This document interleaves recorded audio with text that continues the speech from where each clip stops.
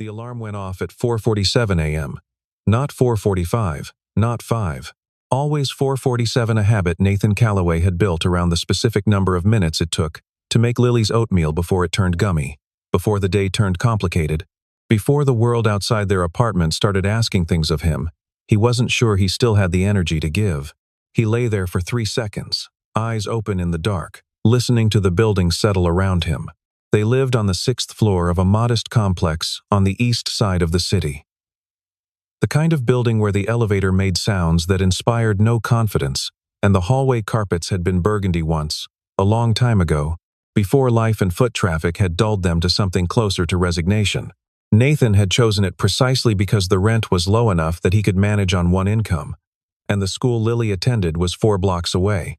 He swung his legs over the side of the bed and sat there a moment, hands on his knees. There was a framed photograph on the nightstand. Claire, 7 years ago, laughing at something off camera, her red hair catching afternoon light in the way that used to stop his breath. It still did. He looked at it for exactly the amount of time he allowed himself, then stood. The kitchen was small. Everything about their life was small in square footage. But Nathan had made a discipline of making it feel intentional. The counters were clean. Lily's artwork, horses, mostly, and occasionally what appeared to be dragons with horse bodies, covered the refrigerator in a dense, cheerful mosaic. He ran water into the kettle, measured the oats, and sliced half a banana the way she liked it, in coins, not chunks. By the time the light under her bedroom door flickered on, her breakfast was waiting. Lily was 9 years old. She had her mother's red hair and her father's habit of speaking only when she had something worth saying. She came into the kitchen in her socks, sliding the last 3 feet across the linoleum in the way she'd done every morning since she learned she could, and climbed onto her stool with the practiced ease of someone who has performed the same ritual thousands of times. "Cold today?" she asked. "Probably." He set the oatmeal in front of her. "Your coat's by the door." She ate without looking up from the small library book she'd propped against the fruit bowl. Currently, she was working through a collection of folktales from around the world, the same library, Nathan had noticed, that had also given her a book of Japanese mythology, a slim volume of West African proverbs, and an illustrated guide to ancient Egyptian daily life. She consumed them with the same appetite she brought to breakfast and to everything else, steadily, without fuss, thoroughly. He dressed in the bathroom, pulling on the dark gray uniform with the small embroidered logo on the breast pocket. Calloway Building Services, it read. Though the building services in question were contracted by Hargrove Capital Group, one of the city's mid-tier private equity firms currently occupying floors 14 through 22 of a glass tower downtown, Nathan was part of the facilities crew. He cleaned offices, restrooms, conference rooms, and corridors. He ran a floor buffer on alternate Tuesdays. He changed light bulbs on a schedule and replaced soap dispensers before they ran empty, and ensured that the Hargrove Capital Group tower smelled like industrial lavender and nothing else. He had been doing this for 3 years. On the walk to Lily's school, she held his hand and told him about the folktale she was reading, a Slavic story, about a man who was given 3 gifts and used only the third one wisely. Nathan listened carefully, as he always did, because Lily's observations had a way of landing somewhere precise and unexpected. "The first 2 gifts were faster," she said. "But the third one was quieter. And that's why he used it better?" She considered this. "I think so." The loud things made him impatient. He dropped her at the school gate, watched her disappear into the stream of backpacks and noise, then turned and walked to the subway. On the train, he stood near the doors with his bag and looked at nothing in particular. Around him, people in office clothes scrolled or stared or listened to things through earbuds. Nobody looked at him. This was not a new observation. In the uniform, he occupied a particular category of invisible necessary, in the way that clean floors are necessary, acknowledged only in their absence. He had made his peace with this years ago. Or something close to peace. At the tower, he badged in at the service entrance on the ground floor, collected his cart, and took the freight elevator to the 14th floor to begin. The day had a rhythm he knew without thinking. Empty the trash bins, wipe down surfaces, vacuum the common areas, mop the kitchen, restock. He worked from north to south on each floor, methodical, efficient. He had learned early that efficiency was a form of invisibility. The faster and cleaner you worked, the less anyone had reason to look at you. But he watched. He had always watched. He noticed things. The associate on 17 who kept a half-empty bottle of antacids in his desk drawer and ate lunch at his keyboard. The paralegal on 15 who had been crying in the bathroom on the third Tuesday of every month for at least 2 years. He never mentioned this to anyone, but he always made sure there were extra tissues in the dispenser on the days before. The patterns of conversation in conference rooms, who deferred, who interrupted, who said nothing but shifted the whole room when they finally spoke. Today, as he moved his cart past the glass-walled conference room on the 18th floor, the one they called the Meridian Suite, reserved for high-level client meetings, he noticed the unusual activity. There were floral arrangements on the table, the good water glasses, and a catering setup along the credenza.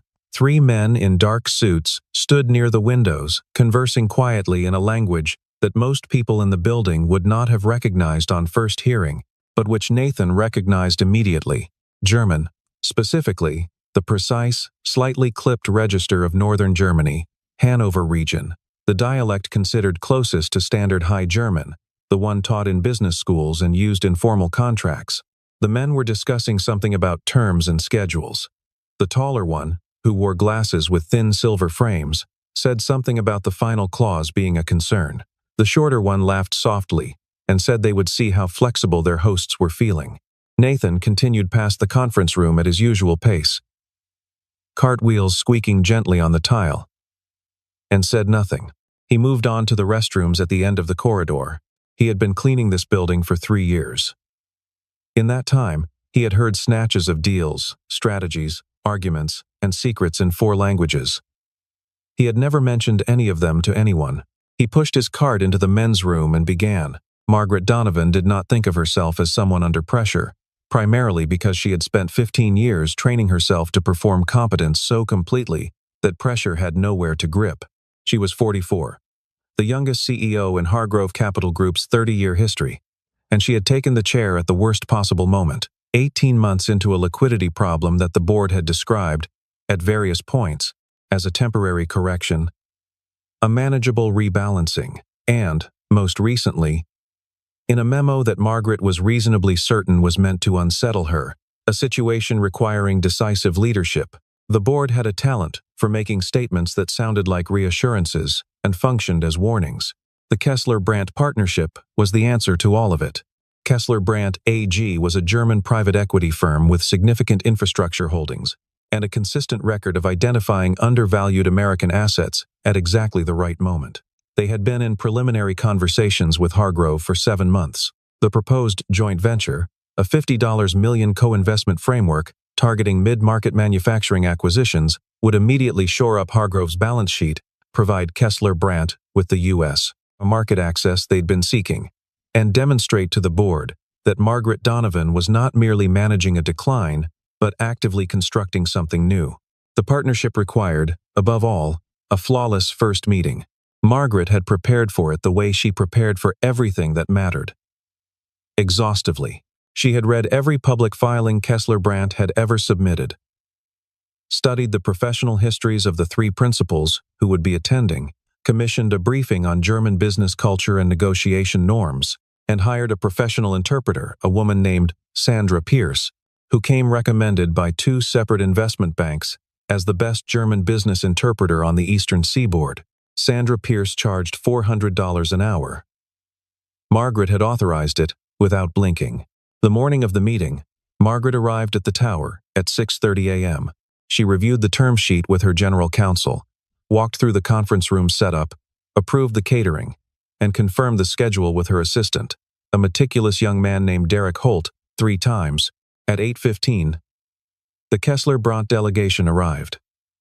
Dieter Vogel, the managing partner, who was tall and wore the silver-framed glasses. Karl Brun, his deputy, shorter and with a quality of watchful stillness that Margaret had noticed in the best negotiators she'd ever faced. And a younger associate named Felix Werner, who appeared to be there to take notes and learn things. Margaret greeted them at the elevator in German. She had exactly 1 sentence of German, which she had memorized. Herzlich willkommen bei Hargrove. Wir freuen uns sehr, Sie kennenzulernen. She delivered it correctly. Dieter Vogel smiled politely. Karl Brunn nodded. The sentence did what it was designed to do, which was establish goodwill and then immediately run out. They settled into the conference room. Coffee was poured. Derek arranged documents. The catering trays were positioned correctly. Everything was as it should be. At 8:45, 15 minutes before the meeting was scheduled to begin, Margaret checked her phone for the third time and found no message from Sandra Pierce. At 8:52, she asked Derek to call her. The call went to voicemail. Derek called 4 more times between 8:52 and 9:03. Voicemail, voicemail, voicemail, voicemail, voicemail. The meeting was scheduled for 9. At 9:01, Margaret excused herself from the conference room calmly, the way she did everything in public, and stepped into the small anteroom adjacent, where Derek was already working through his phone with the focused desperation of someone who understands that a problem is now his to solve because it is in front of him. She's not answering, he said. The sentence contained a particular quality of understatement that Margaret recognized as the beginning of panic being managed. I know. She looked at the ceiling for approximately 2 seconds. Options. Derek had a list. He'd already tried the interpreter agency they kept on retainer. No one with German fluency available on 2 hours' notice. He'd called a colleague at another firm who had in-house German speakers. But the colleague's assistant had said he was in Boston. He'd found 3 German language professors at the university across the city, none of whom had answered. There's a language service app. No, Margaret said. It might be. For a $50 million contract with a firm that chose us partly because we represent precision and reliability? No. Derek closed the app. Through the glass wall of the conference room, Margaret could see the Kessler-Brandt delegation. Dieter Vogel had removed his phone and was examining something on it with the neutral expression of a man who is comfortable waiting and equally comfortable leaving. Karl Brunn was speaking quietly to Felix Werner. Their body language was not hostile, but it had shifted from the warmth of the initial greeting to something more carefully contained. They had flown from Frankfurt for this meeting. They were not accustomed to waiting.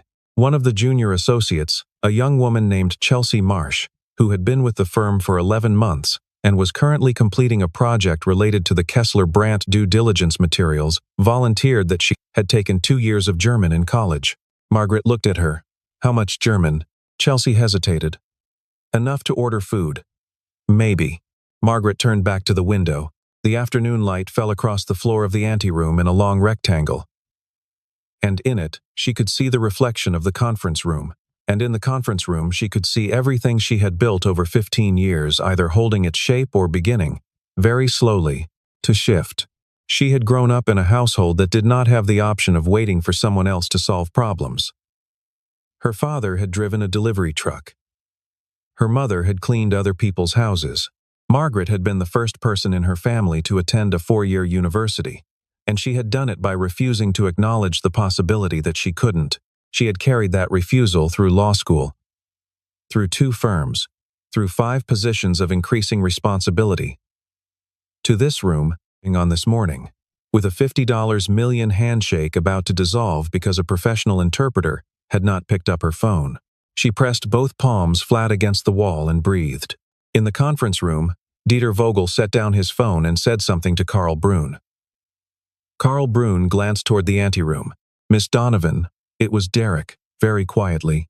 She straightened, turned. In the doorway between the anteroom and the main corridor stood Nathan Calloway. His cleaning cart parked at an angle behind him. He was holding a folded cloth in one hand. His expression was the same as it always was, attentive, unhurried, slightly watchful. I'm sorry to interrupt, he said. He looked at Margaret. I heard some of your conversation. I can help with the translation, if you need it. Chelsea Marsh made a small sound. Derek blinked. Margaret looked at the man in the gray uniform for one long moment.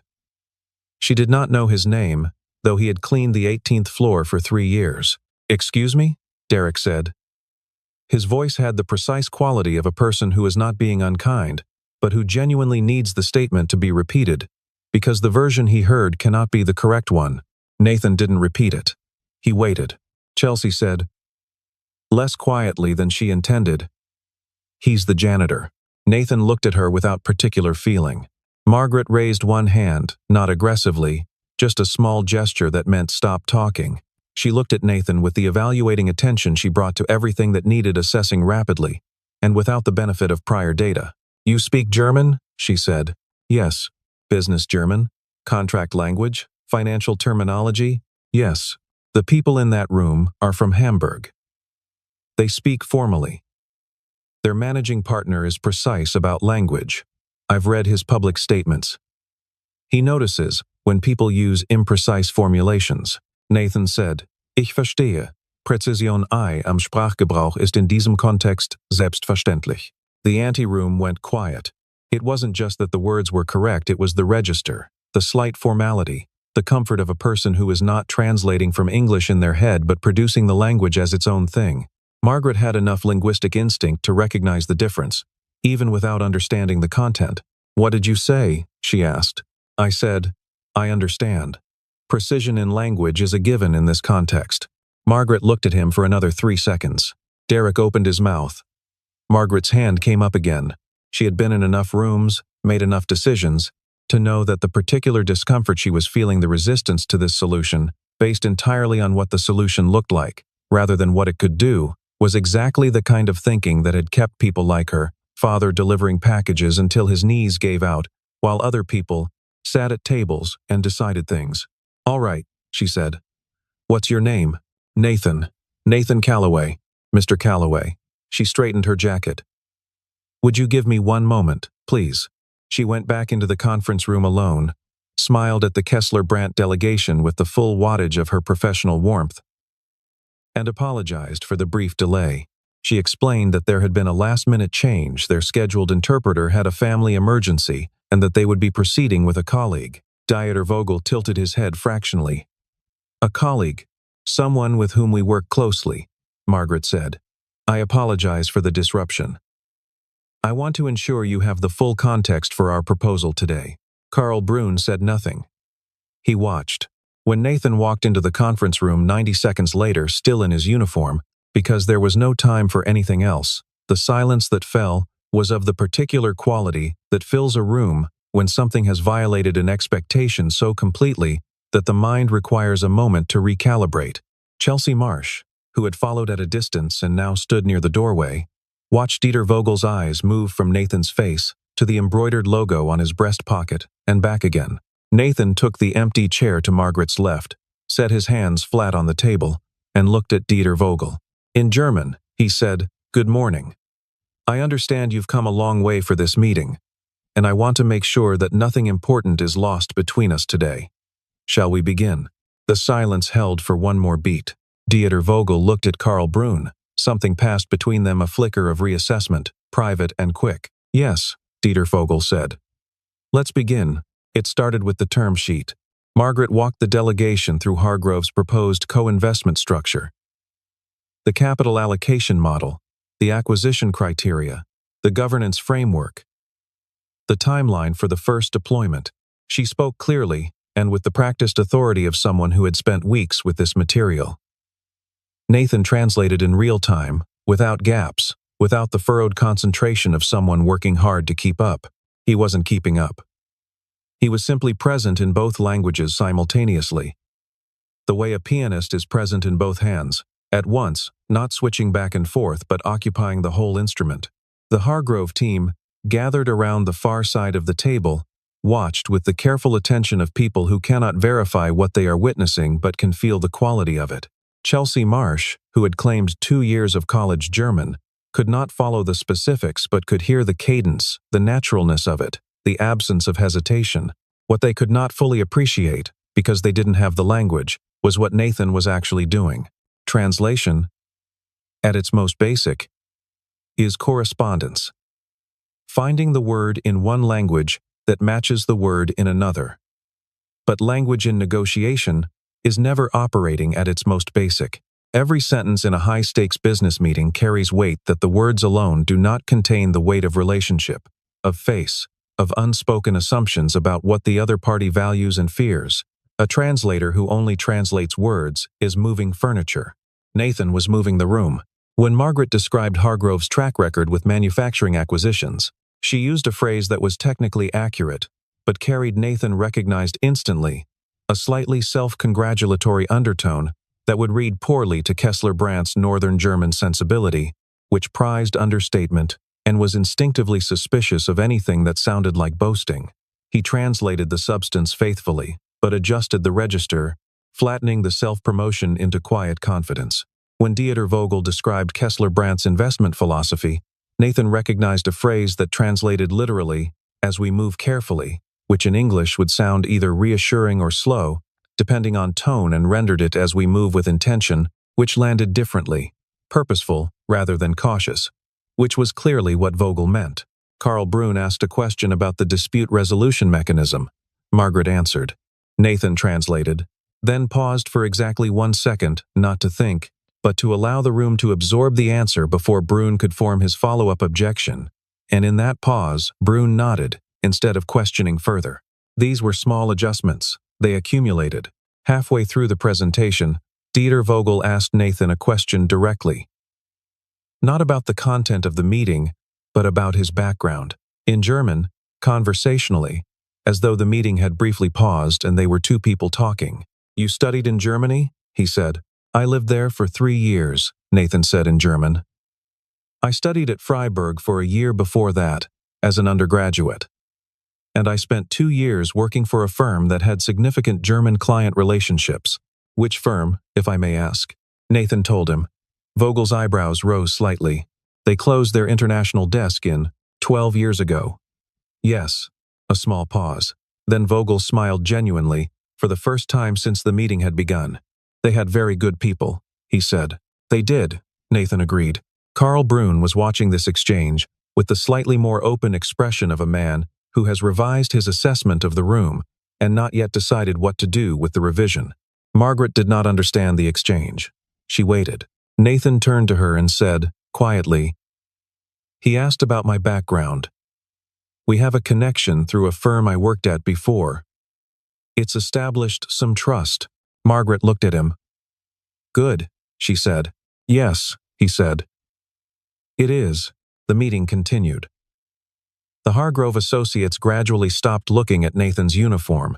It came in the 3rd hour. The main structure of the deal had been agreed in principle. The catering had been refreshed. There was a quality of settled warmth in the room that had not been there at the beginning, the particular warmth of people who have moved from the formality of first contact to the more honest territory of actual negotiation. Karl Brunn had been quiet for most of the meeting. He had asked precise questions and listened to the answers, with the focused attention of someone who was not performing engagement, but actually engaged. Now he opened the folder in front of him, found a page near the back, and set it on the table with a deliberateness that everyone in the room recognized as intentional. He spoke in German. It was a long statement. Margaret watched Nathan's face while Karl Brunn spoke.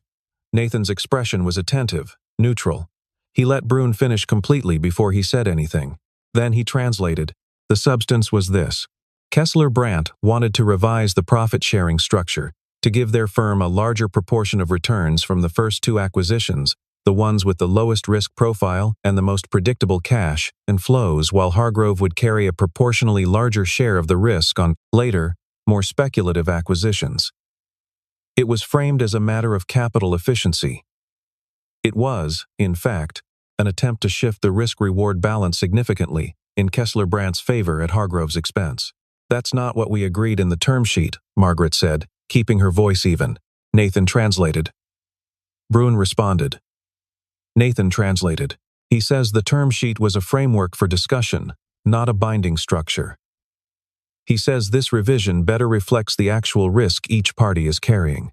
Margaret looked at the table. Everyone in the room was very still. This was the pivot point. She had been here before. In different forms, in different rooms. The moment when the other party has presented a condition that is unreasonable, and the response will either concede too much or push too hard and shatter the goodwill that has been carefully constructed over the preceding hours. She looked at Nathan. He said, very quietly and in English, "May I?" She hesitated for exactly the amount of time that the hesitation required, and then nodded. Nathan turned to Karl Brun and spoke in German. The statement took approximately 45 seconds. Nobody on the Hargrove side could follow it entirely. But the quality of it was unmistakable. It was not aggressive, not conciliatory, not defensive. It was precise and grounded, and, above all, calm. Later, much later, Margaret would ask Nathan to tell her exactly what he had said. He had told Brun, "I want to make sure I'm understanding your concern correctly, because I think there may be a different way to look at the same underlying issue. You're worried about risk concentration in the later acquisitions. That's a fair concern.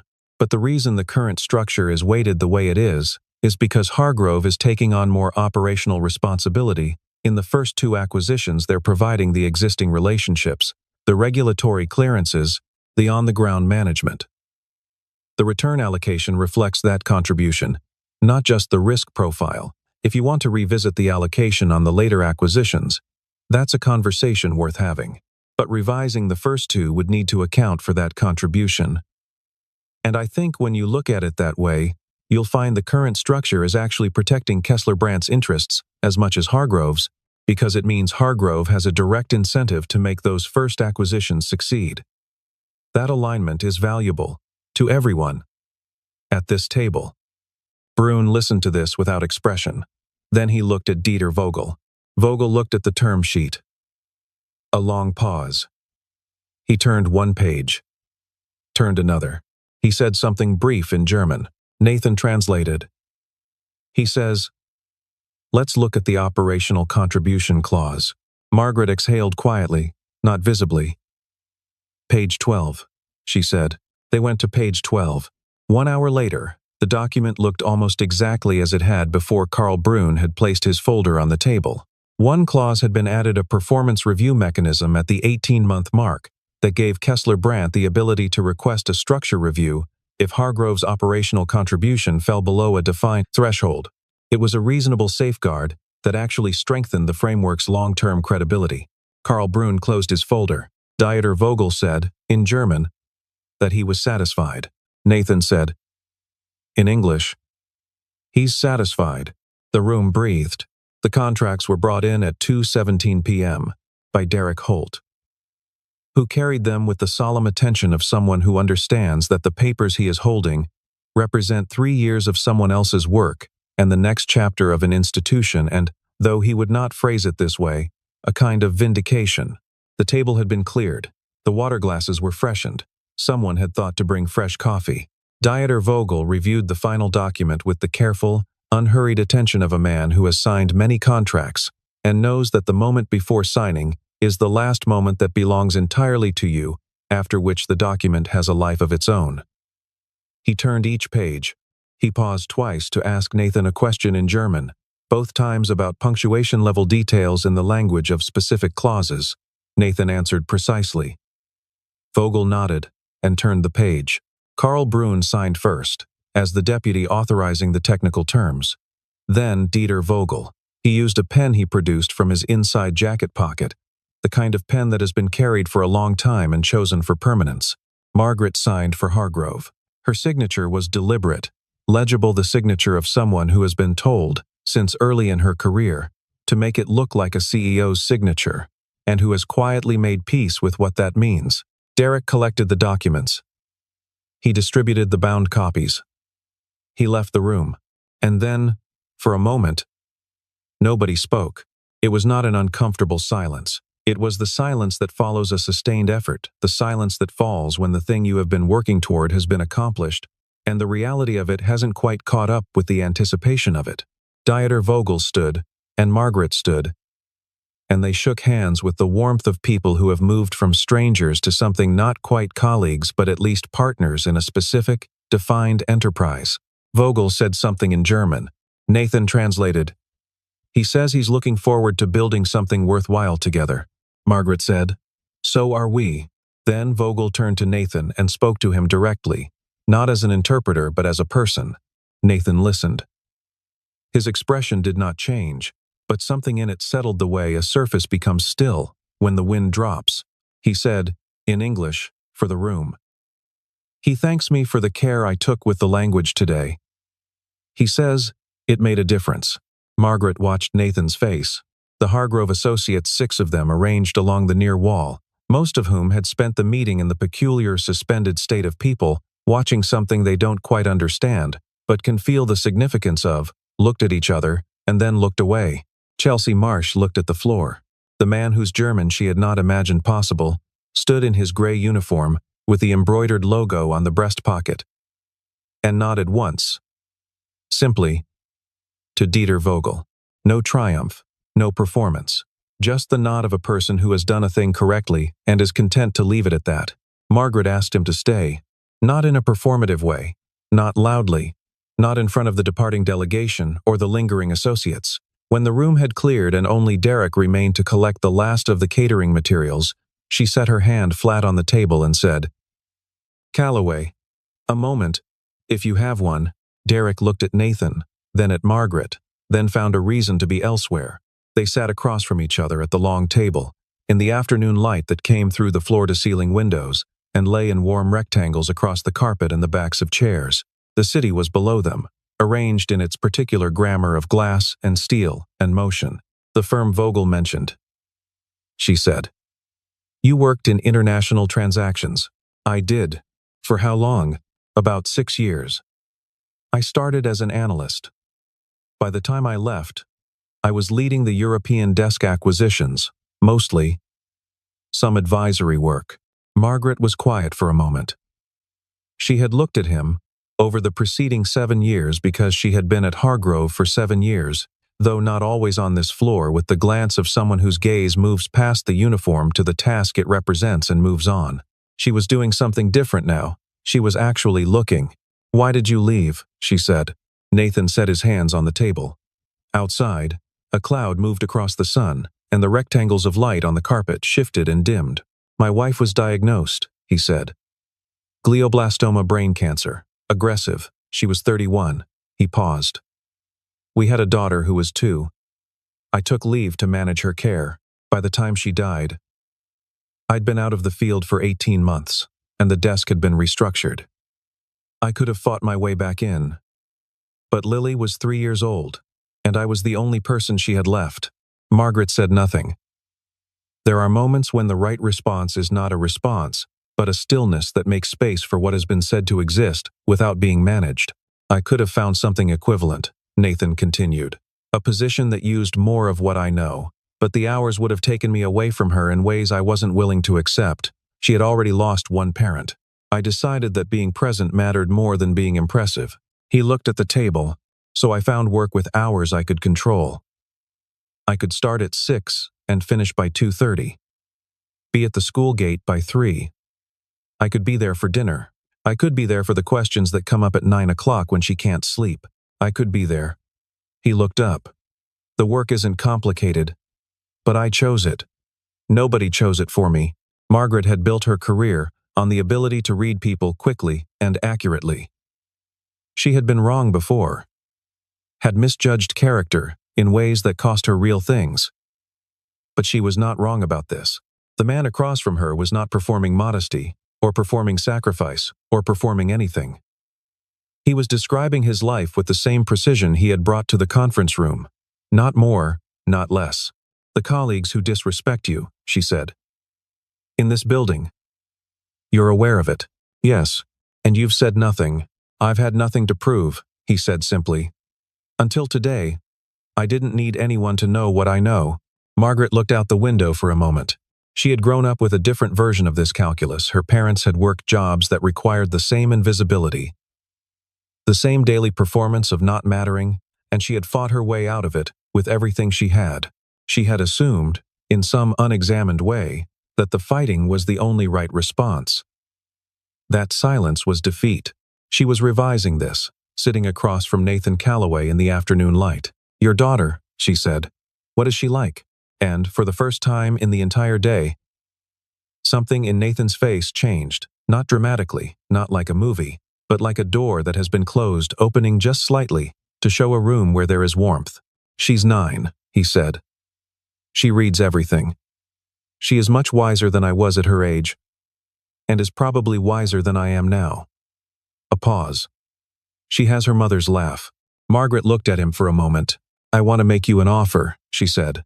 He told Lily that night, after dinner. They had a ritual on evenings when something had happened worth telling. They did the dishes together. Because the dishes were a contained space where conversation could happen without requiring eye contact, which Lily had decided at some point was a better arrangement for serious things. She washed. He dried. The radio played softly on the counter classical. Always, because Claire had liked it, and they had kept the habit. "Something happened at work today," he said. "I know," Lily said. He looked at her. "How do you know? You sound different." She handed him a bowl. "Happier, I think. But also, like you're thinking hard about something." He dried the bowl. He told her about the meeting. Not all of it, not the details of the contract or the terms, but the shape of it. The interpreter who hadn't come. The offer he'd made. The hours in the conference room. The contract being signed. Lily listened the way she listened to everything. Fully, without interruption, with the focused quality of someone who is filing everything away. When he finished, she said, "Were you scared?" "No." He thought about it. "A little nervous. But mostly, it felt like something I already knew how to do. Like when I do long division," she said. "It feels hard. Until it doesn't." Something like that. She handed him another plate. Outside, the city made its usual sounds: traffic, a distant siren, the particular register of a Wednesday evening settling into Wednesday night. "The woman you work for," Lily said. "She wants to give you a new job? She wants to offer me a position. Something more like what I used to do, helping with international partnerships. Working with clients in other countries." He paused. "It would be more money. But," he smiled at the window. She was 9. She had always known when there was a but it might mean longer hours. Different schedule, I don't know yet. Lily dried her hands on her side of the dish towel. She turned to look at him with the considered, level gaze that he suspected she had inherited from her mother but had made entirely her own. "Dad," she said, "you can do both." "Both? Be there for me, and also do the job you're good at." She said it with the matter-of-fact certainty of a child who has not yet learned to doubt herself completely, which is sometimes the only certainty that matters. "I'm 9. I don't need you to give up everything." He looked at her. "Also," she said, turning back to the sink, "you should get paid correctly. It's weird that you weren't." He laughed, actually laughed, quietly, in the kitchen with the radio playing, and it was the kind of laughter that has something else in it. Something that is not quite relief but is adjacent to it. "When did you get so practical?" he said. "Probably from you," she said. He picked up the last glass and dried it and set it in the cabinet. "I'll talk to her tomorrow," he said. Lily nodded, satisfied. She hung up her side of the dish towel with the small final gesture of a person who has settled the matter. He accepted the position on a Thursday. Margaret had prepared for the negotiation with the same thoroughness she brought to everything. A clear offer. A written compensation framework. A description of the role that did not minimize what she was actually asking. She had been specific because she respected him enough to be specific. She wanted Nathan in a senior advisory capacity, focused on European partnerships, with a particular emphasis on German-speaking markets. She had also, because she was Margaret Donovan, and she thought in systems, already spoken to HR about flexible scheduling provisions. When he came to her office, he was still in his uniform. He had come from his morning rounds, which he had completed, because that was the job he was still doing until he was not. She thought this was consistent with everything else she had learned about him. He read the offer letter carefully. He asked 3 questions. About the scheduling flexibility, about whether the role would require travel and on what frequency, and about whether the company had a childcare support arrangement or would consider one. She said yes, no more than 4 trips a year, of no more than 5 days, and yes. He signed. She shook his hand across the desk. "Monday?" she asked. "Monday," he said. He finished his shift, returned his cart to the supply room on the 3rd floor, and left the building at 2:14 p.m., 16 minutes earlier than usual, because the supply room took less time than the 18th floor, and walked to the school to pick up Lily. She was waiting at the gate. backpack straps clutched in both hands, her red hair bright in the afternoon light. "Well?" she said. "Monday," he said. She nodded, as though this confirmed something she'd already decided. Then she took his hand, and they walked. The building continued. On the Monday, Nathan began his new role. He arrived at the 14th floor office suite that Derek Holt had arranged for him, with the conscientious thoroughness of someone making amends through logistics. It was a real office, a window, a desk, a chair, a nameplate that read Nathan Callaway, Senior Partnership Advisor, European Markets. He stood in the doorway for a moment. He had stood in doorways of offices like this before. He had stood in worse ones and better ones, at moments more important and less. He had stood in a doorway similar to this one, a long time ago, and turned around and walked away. And he had been right to do it. And the boy he had been then, still present somewhere in him, layered beneath everything that had happened since, would not have been able to understand the path from that doorway to this one. But he understood it. He sat down at the desk. He opened the laptop Derek had set up for him. He looked at his calendar, which already had a meeting with a Munich-based infrastructure fund on Thursday afternoon. In the drawer to his right, he had put one thing. The library book Lily had finished the collection of world folktales which she had pressed on him this morning, with the insistence of someone who considers book lending a serious transaction. The Slavic one, she had said. With the 3 gifts. Read it. He had not yet, but he would. A month after the signing, Dieter Vogel sent a note to Margaret. It arrived as a formal letter printed, not emailed, which was consistent with everything Nathan had told her about Vogel's preference for things that had weight. It said, among other things, that the first stage of the co-investment framework was proceeding well, and that Kessler Brandt remained enthusiastic about the partnership. Near the end, there was a paragraph she read twice. "I would like to express, separately, my appreciation for the interpreter you provided at our initial meeting." His command of the language was excellent, but more significantly, his understanding of what the language was trying to do on both sides of the table was exceptional. "In my experience, this is rarer than fluency. Please pass along my regards." Margaret printed the letter and placed it in the file for the Kessler-Brandt partnership. Then she printed a second copy, folded it, walked down 2 floors, and slid it under Nathan Callaway's office door. 3 weeks after that, a new associate joined the European Partnerships team, a young man named Carter Webb, 26, recently graduated, enthusiastic in the way of people who have not yet had their enthusiasm tested. On his second day, he passed the supply room on the 3rd floor, where 2 members of the facilities crew were on break, and he said something not loudly, not intending to cause offense, that revealed, in the specific and ordinary way that such things are revealed, that he did not think of the people in the supply room as occupying the same category of serious person as himself. He did not finish the sentence. One of the senior associates, a woman named Rachel Voss, who had been in the conference room the day of the signing, put a hand briefly on Carter's arm and said, in a tone that was not unkind, but was absolutely clear, "You should know that the head of our European partnerships team used to work this floor, and he is better at this job than most people twice his age." Carter Webb looked at her. Then he looked at the supply room door. He thought about it for the rest of the day. On Thursday afternoon, he sat in on the Munich call.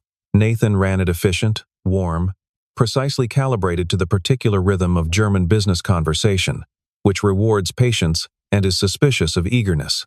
The deal they were discussing was smaller than the Kessler-Brandt framework, but structurally significant. By the end of the hour, the foundations for a new partnership were in place. Carter Webb took notes on paper, the old-fashioned way, because he had noticed that Nathan did. After the call, as people were filing out, Carter stopped at the door. He looked at Nathan, who was reviewing something on his screen. He said, "That was excellent." Nathan looked up. "Thank you," he said, simply, and turned back to his screen. On a Friday in late autumn, Nathan Callaway left the office at 3:15 p.m. He took the elevator to the ground floor, walked through the lobby past the security desk, past the coffee cart, past the glass doors into the cool air of the street, and turned east toward the school. Lily was waiting at the gate, as she always was, backpack straps in both hands. Her red hair was loose today. She'd lost the band somewhere during the school day, which happened with some regularity, and was never particularly troubling to either of them. "How was Munich?" she said. "Good," he said. We made some progress. On the infrastructure thing? Yes. She had taken to asking about his work with the same matter-of-fact interest she brought to her folktales, not performing curiosity. Just actually curious. They walked. The afternoon light was low and amber. The particular light of a city in late autumn that turns ordinary things. Brick walls, parked cars, dry leaves on the pavement, briefly golden before the dark comes. "Dad," she said. "Yeah? Do you think the man in the story was right? The one with the 3 gifts? He gave up the first 2. He thought about this. He used the third one to do what the first 2 couldn't. The quieter one. But he still had to give the others away." "Yeah." She considered this. "I think that's okay," she said finally.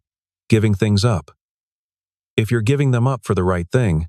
He looked at her. She was walking slightly ahead of him, as she sometimes did, her feet finding their path with the easy certainty of someone who trusts the ground. "I think you're right," he said. She glanced back at him, smiled quick, private, the smile that was her mother's and hers.